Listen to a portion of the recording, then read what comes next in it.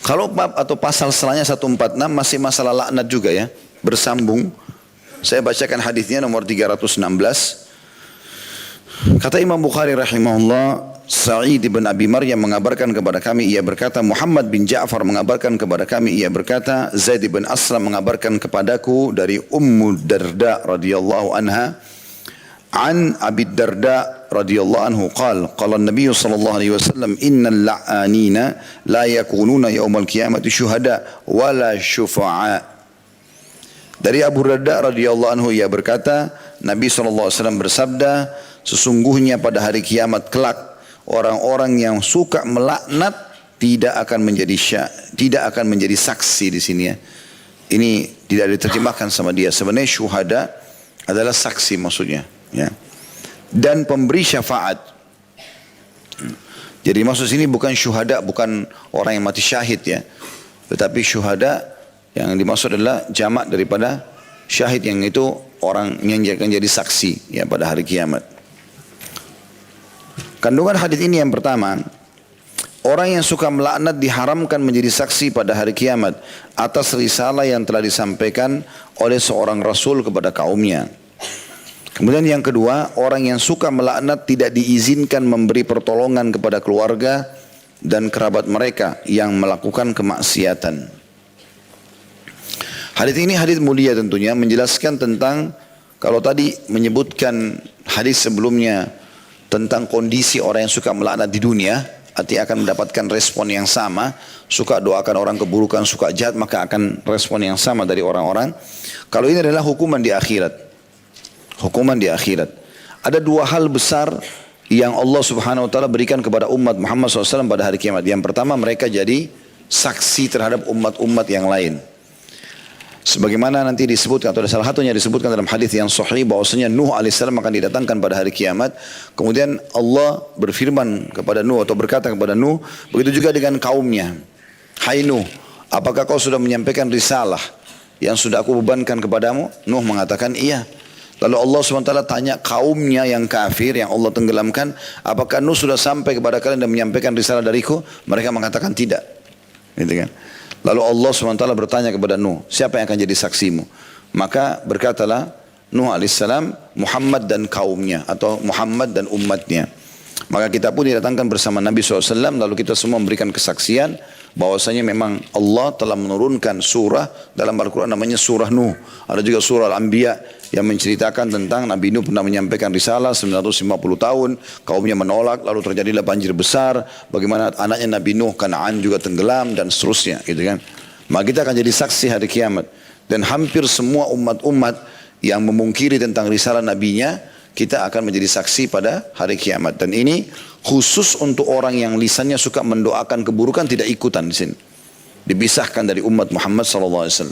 Ya, dan ini tentu kebanggaan sendiri pada hari kiamat. Kita bergabung bersama Nabi SAW, kita memberikan kesaksian umat sebelum kita. Ini sebuah kebanggaan tersendiri. Tapi mereka akan disendirikan karena lisannya suka mendoakan keburukan. Ya. Yang kedua diberikan kepada umat Muhammad SAW adalah memberikan syafaat, pertolongan. Ya, kalau seandainya seseorang di antara kita, dan insya Allah kita termasuk itu, memiliki amal yang besar, misalnya amal solehnya banyak, Allah kabulkan, Allah terima semua amalnya. Misal dia punya 1 juta amal, gitu kan. Dosa dia mungkin cuma 1, 2, 100, 1000, maka dia masuk surga gitu kan. Nah, selisih antara dosa dia dengan pahalanya, misal pahala dia 1 juta, dosanya cuma 1000, masih banyak ya kelebihan pahala dia. Dia boleh memberikan syafaat keluarganya sejumlah kelebihan pahala dia, tapi bukan diberikan kepada kerabatnya, nilainya saja. Berarti kalau ada ibunya butuh 1000 pahala, bisa dibantu sama dia, tapi bukan dikasih pahala ke ibunya. Hanya Allah Subhanahu wa taala memberikan dia kesempatan memberikan syafaat sesuai dengan kelebihan pahalanya dia. Gitu kan? Kalau ada ayahnya butuh 3000, dibantu sama dia 3000 dan seterusnya sampai nilai pahala itu selesai, maka dia tidak bisa bantu lagi, gitu kan. Itu namanya syafaat. Ada orang bisa memberikan syafaat 1 orang, ada yang bisa memberikan syafaat 2 orang, ada bahkan dari umat Muhammad SAW yang bisa memberikan syafaat sampai 100.000 orang. Kata Nabi SAW, sesungguhnya dalam hadis sahih, akan ada dari umatku yang memberikan syafaat pada hari kiamat seperti suku Mudar. Suku Mudar ini suku yang jumlahnya di atas 100.000 orang. Karena banyaknya amal solehnya, sampai banyak orang yang dia bisa selamatkan. Dengan dia membantu akhirnya orang-orang pada selamat masuk ke dalam surga ya. Itu namanya syafaat.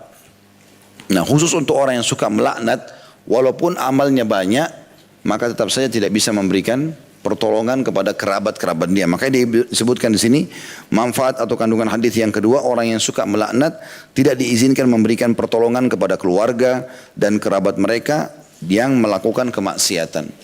Kita bisa saja butuh bantuan, tapi kita tidak bisa membantu, naudzubillah, karena justru melaknat. Jadi semoga kita termasuk orang yang tentu jauh dari sifat laknat ini dan juga punya amal soleh yang banyak sehingga kita bisa membantu kerabat-kerabat dan orang yang kita kenali tentunya. Hadis selanjutnya nomor 317. Imam Bukhari berkata rahimahullah, Abdul Aziz bin Abdullah mengabarkan kepada kami, ia berkata, Sulaiman bin Bilal mengabarkan kepada kami dari Al-Ala dari ayahnya, an Abi Hurairah radhiyallahu anhu qala qala an-nabiy sallallahu alaihi wasallam la yanbaghi lis-siddiqi an yakuna la'ana. Dari Abu Hurairah radhiyallahu anhu dari Nabi sallallahu alaihi wasallam, orang yang siddiq kata Nabi SAW atau membenarkan imannya dengan amal tidak pantas menjadi seorang pelaknat. Penjelasan hadisnya adalah celaan atas sikap suka melaknat, dan orang yang jujur tidak dibolehkan melaknat orang lain karena kedudukannya yang tinggi, yaitu berada di bawah kedudukan para nabi pada hari kiamat nanti. Kesimpulannya tentunya adalah tetap sama dengan sebelumnya tadi, orang mukmin tidak boleh melaknat. Jadi biar orang itu kelihatannya bercahaya wajahnya, tiap hari bersedekah, baca Quran, tapi kalau lisannya suka menghina orang lain, maka percuma saja. Ini sesuai dengan hadis yang pernah kita pelajari ya. Ada seorang sahabat berkata kepada Nabi SAW di masjid, kebetulan ada dua orang wanita di Madinah menjadi buah bibir orang pada saat itu. Yang satu, kata seorang sahabat, ya Rasulullah, fulana. Tidak disebut namanya, karena memang sunnah Nabi tidak menyebutkan nama orang. Kita cuma bilang ada orang begini misalnya. Dan sahabat sudah tahu siapa yang dimaksud sebenarnya. Nabi SAW juga sudah tahu. Mengatakan tidak pernah ketinggalan sholat malam, tidak pernah ketinggalan puasa di siang hari. Jadi selalu luar biasa ibadahnya. Tetapi lisannya tajam, menyakiti tetangganya. Kata Nabi SAW, la khaira fiha hiya finnar. Nggak ada kebaikannya wanita itu, pasti masuk neraka. Padahal selalu sholat malam, selalu puasa. Karena buruknya lisannya suka mencaci maki orang, melaknat di sini, maka akhirnya masuk neraka. Lalu kata sahabat tersebut, ya Rasulullah, ada fulanah juga, ada wanita lain di Madinah. Sesungguhnya tidak terkenal dengan ibadahnya. Dia sholatnya iya, tapi tidak seperti yang pertama. Ya, puasanya juga iya, tapi tidak seperti yang pertama. Cuma orangnya tidak pernah nyakiti orang dengan lisan yang lain. Tidak pernah nyakiti orang dengan lisannya. Kata Nabi SAW, kebaikan ada padanya dan dia masuk surga. Dan dia masuk surga. Jadi pentingnya di sini sebagaimana kita bilang tadi sebelumnya, menggabungkan antara amal-amal ibadah yang kita kerjakan dari sholat, dari puasa, dari sedekah, dari haji, dengan juga menjaga akhlak kita. Dan tolak ukur akhlak bisa dilihat dari lisannya seseorang.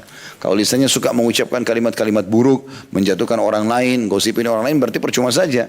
Karena akan ada dosa-dosa yang berat yang dia dapatkan, yang nanti bisa berimbang dengan amal solehnya. Tapi yang benar adalah orang mukmin, mereka selalu jauh daripada sifat-sifat seperti ini, laknat dan seterusnya. Ya, sudah kita jelaskan panjang lebar dari awal materi tadi. Kemudian di sini Nabi SAW menyebutkan tentang masalah siddiq. Siapa siddiq itu? Ya, di antara sahabat Abu Bakar mendapatkan julukan siddiq. Di situ dalam kurun dijelaskan maknanya membenarkan imannya dengan amal. Artinya sudah beriman dengan ke-6 rukun iman, lalu dia sibukkan mengisi sisa umurnya dengan amalnya, ke-5 rukun Islam dan yang wajib dan juga diikuti dengan sunnah-sunnahnya. Dan itu semua dilakukan dengan kepercayaan dan keyakinan. Itu namanya siddiq. Makanya Abdullah bin Mas'ud berkata radhiyallahu anhu, kami tidak ada bedanya sama Abu Bakar dari sisi solat. Karena Abu Bakar solat, kami solat. Dari sisi puasa, Abu Bakar puasa, kami puasa. Sedekah juga kami sedekah. Haji, jihad, semua kami kerjakan. Tapi kami tidak bisa menyamai Abu Bakar di keyakinannya. Pokoknya apa yang Allah dan Rasulnya ucapkan, benar. Apa yang dilarang, salah. Udah pasti, maksudnya tidak baik untuk dilakukan. Maka beliau tinggalkan. Tidak ada keraguan dalam masalah itu. Makanya pada saat mati atau meninggalnya Nabi SAW, muncul kelompok orang-orang yang menolak zakat. Waktu itu Abu Bakar jadi khalifah. Gitu kan. Kemudian Abu Bakar langsung membentuk pasukan akan menyerang. Ya, menyerang orang-orang menolak zakat ini. Mereka tidak mau lagi bayar. Jadi mereka mau hapus rukun Islam, tidak ada lagi zakat. Jadi tinggal 4 rukun Islam. Maka Abu Bakar bentuk pasukan. Umar yang tadinya tegas, tiba-tiba Umar datang kepada Abu Bakar mengatakan, ya Abu Bakar, kenapa kita tidak dakwai dulu? Gitu kan? Kenapa harus langsung diperangi gitu? Maka kata Abu Bakar, saya akan perangi. Gitu kan? Kata Umar, sekali lagi, kenapa kita tidak coba dakwahi dulu? Gitu kan? Maka Abu Bakar punya pemahaman yang berbeda rupanya. Ya, Abu Bakar tidak ingin membuka pintu-pintu orang menganggap remeh tentang masalah ini, kecuali yang sifatnya sunnah. Tapi ini zakat wajib, bukan main-main. Selalu Allah bilang wa aqimus shalah wa atu zakat. Selalu partner nih. Dirikan salat, tunaikan zakat. Ini selalu partner. Dan Allah susun juga setelah syahadat, salat langsung zakat. Ini nggak boleh main-main soal ini. Maka kata Abu Bakar, saya akan memerangi yang membedakan antara salat sama zakat. Lalu kemudian Abu Bakar memegang bajunya Umar. Abu Bakar yang terkenal orangnya lembut gitu. Umar orangnya tinggi besar, tegas. Tapi pada saat itu Abu Bakar pegang bajunya dengan keras, lalu menggoncang sambil mengatakan, apakah kau menjadi tokoh masyarakat dan pemberani di masa jahiliyah dan menjadi orang yang lembek setelah Islam, gitu kan? Maka akhirnya Umar pun mengatakan, saya baru mendapat karunia ilmu dari sikapnya Abu Bakar. Dan betul, dengan membentuk pasukan itu akhirnya banyak hikmah yang terjadi. Yang pertama, orang-orang yang menolak zakat ini berhenti, kelompok ini, dan selamanya tidak muncul, gitu kan? Sampai zaman kita, alhamdulillah, dan mudah-mudahan sampai hari kiamat tidak ada. Dan ini adalah perjuangan Abu Bakar. Karena pada saat itu kalau cuma didakwahi, muncul lagi kelompok sana, didakwahi lagi, sana didakwahi lagi. Ini sampai kapan ini? Tapi dengan diperangi seperti ini, langsung berhenti. Karena sudah dianggap keputusan tegas. Ini nggak boleh main-main, gitu kan? Sehingga hilanglah kelompok penolak zakat. Yang pertama. Yang kedua, rupanya setelah meninggal Nabi SAW, banyak kelompok-kelompok ingin membuktikan kuat nggak Madinah ini setelah Nabi SAW tidak ada. Maka mereka menyusun pasukan-pasukan. Tapi banyak umat Islam tidak tahu itu. Hikmah daripada perbuatan Abu Bakar membentuk pasukan. Dan pada saat itu tidak tinggal di Madinah kecuali Abu Bakar sama beberapa sahabat-sahabat yang mendampingi beliau. Dan wanita juga, anak kecil juga, orang tua. Semua laki-laki kuat keluar pergi berjihad. Jadi Madinah kosong waktu itu. Tapi orang-orang di luar Madinah jadi berpikir, nggak mungkin Madinah mengeluarkan pasukan sementara dalam Madinah tidak ada pasukan nih. Pasti di Madinah lebih kuat untuk mempertahankan Madinah. Jadi mereka tidak jadi serang Madinah secara politis begitu. Itu hikmah Allah SWT terjadi dan luar biasa gitu. Nah Abu Bakar ini sangat terkenal dengan sidq, kebenarannya dalam mengambil keputusan, dalam apa yang disampaikan Allah dan Rasulnya tidak mungkin salah. Pasti benar dan diyakini dengan luar biasa. Pada saat orang goyah dengan kasus Isra dan Mi'raj, dia datang tampil dengan menunjukkan bahwasanya itu adalah benar terjadi, gitu kan? Dan segala macam hal. Nah, Nabi SAW mengatakan, karena di surga itu ada tingkatan-tingkatan kan? Selalu kita bilang minan nabiyyin, was-siddiqin, was-syuhada, was-salihin. Ada 4 golongan penghuni surga tertinggi kan? Para nabi-nabi, kemudian orang-orang siddiq, kemudian syuhada, orang mati syahid, dan juga orang yang saleh, gitu kan. Ini teman-teman tingkatan, makanya dikatakan dalam manfaat hadis di sini penjelasannya, siddiq ini derajat langsung di bawah para nabi-nabi. Kapan orang itu jujur, benar dengan keimanannya, kemudian dia mengaplikasikan dalam kegiatan sehari-hari, dia tampil sebagai seorang muslim dan muslimah dengan yakin ini kebenaran, apapun rintangannya dia lalui, dan dia menerapkan dalam hidupnya, maka orang ini dikatakan siddiq. Ini tingkat tertinggi di antara orang beriman dan pas di bawah para nabi-nabi. Baru datang orang mati syahid, baru datang orang-orang soleh secara umum, gitu kan. Nah, kata Nabi SAW, orang kalau mau sampai ke derajat siddiq, nggak boleh la'an, nggak boleh suka melaknat. Makanya beliau mengatakan dalam hadis ini, la yambagi lis-siddiq. Tidak bisa orang yang dikatakan julukan siddiq itu level tinggi atau tinggi dalam keimanan di sini, ayyakuna la'ana. Kalau dia suka melaknat, nah, cirinya begitu.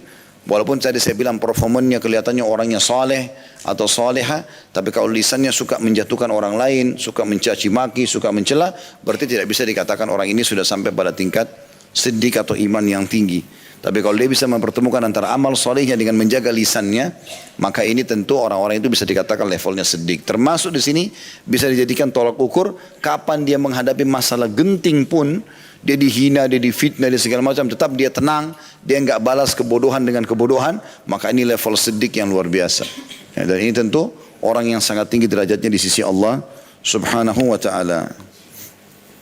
Hadis terakhir dalam pasal atau bab ke-146 ini, yaitu hadis nomor 318.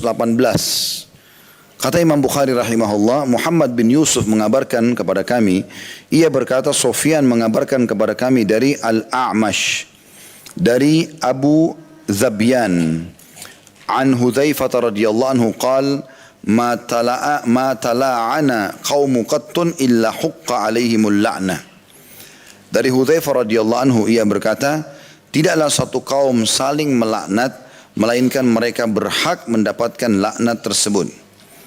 Penjelasan hadis, saling melaknat atau mendoakan keburukan antara satu kaum dengan kaum yang lain dapat menjadi sebab terjatuhnya mereka ke dalam laknat tersebut, yaitu dijauhkan dari rahmat Allah Subhanahu wa taala. Oleh karena itu teman-teman, justru dinilai keimanan seseorang itu kalau dia dilaknat, dia dicaci maki, dia dihina segala macam, dia enggak balas itu dengan sikap yang sama. Karena kalau kita mau jadi orang yang biasa saja gampang.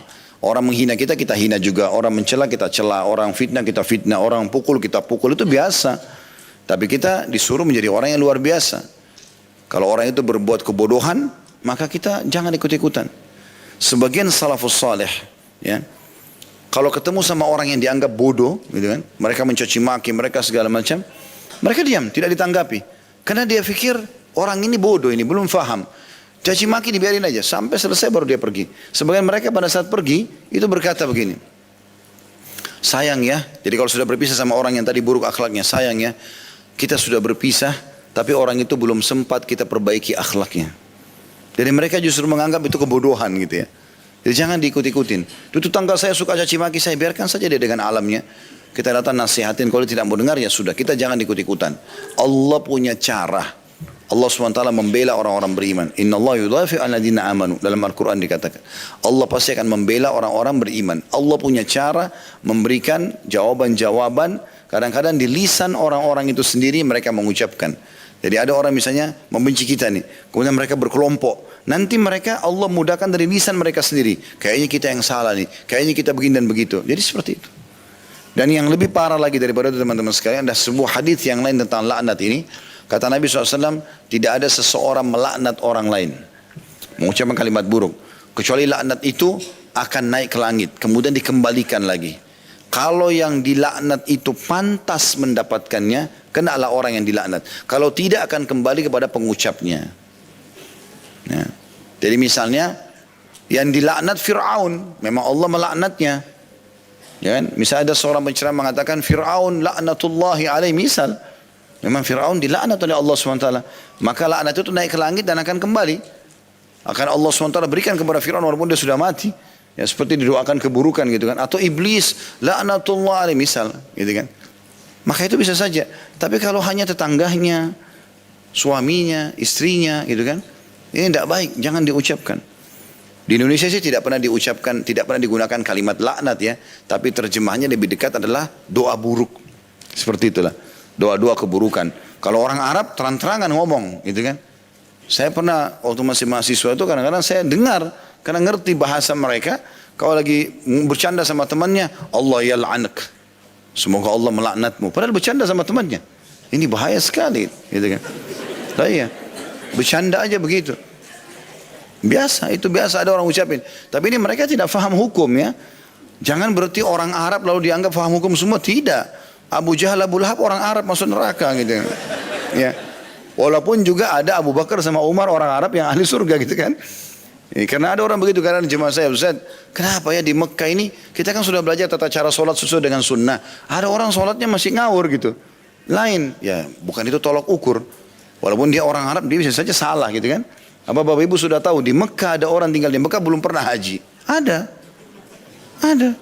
Ada orang tinggal di Mekah nggak pergi sholat ke Masjid Haram, ada. Saya pernah diantar oleh seorang penduduk Mekah, ya, begitu turun di Masjid Haram, bisa dia parkir dia sholat, enggak, diturun, di drop langsung dia pergi. Karena dia bisa sholat di situ. Tapi ada orang begitu, hidayah. Kita bersyukurlah kepada Allah SWT kalau Allah berikan kepada kita gitu kan. Jadi bukan itu jadi tolok ukurnya gitu. Ya, itu kekeliruan terjadi ya. Allahu a'lam. Karena pernah juga sekali begitu, istri saya pernah masuk di masjid, sholat di Masjid Nabawi. Kemudian habis sholat, dia tanya saya.